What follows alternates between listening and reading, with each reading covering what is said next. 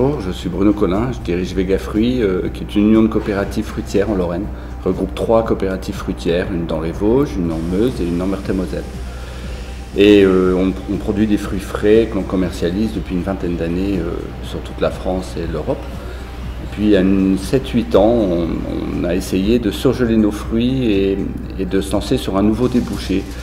Et pour l'anecdote, quand on a prévu notre atelier de surgélation, on n'a pas vraiment pensé aux noyaux que l'on allait produire en dénoyautant les fruits.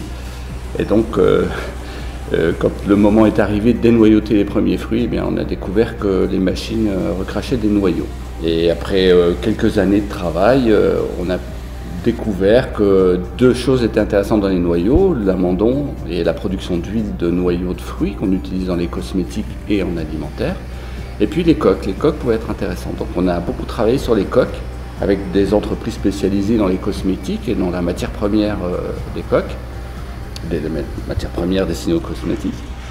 Et là, ils ont été très intéressés par notre noyau de cerise. Alors la cerise qu'on produit, c'est une cerise très particulière que les Lorrains connaissent bien. C'est une cerise Montmorency, donc on l'appelle aussi cerise aigre dans nos jardins. Donc c'est une cerise griotte à jus clair, donc le noyau est très clair, comme vous le voyez, il est blanc, il a une jolie couleur, il est très sympa et assez facile à concasser.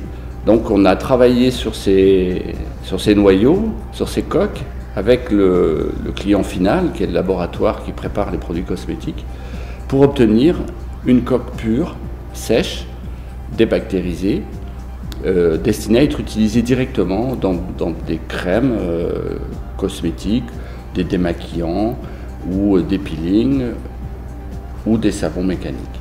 Donc le process est un tout petit peu compliqué parce qu'il a fallu sécher les noyaux, qu'ils puissent se conserver correctement, qu'ils soient indemnes d'insectes. À Vegafruits, on a une règle générale, c'est d'essayer de répondre aux aspirations de nos concitoyens, de travailler le plus propre possible, le plus sainement possible. En plus, on est dans le secteur des fruits, donc c'est un secteur gourmand, c'est un secteur qui fait rêver les consommateurs.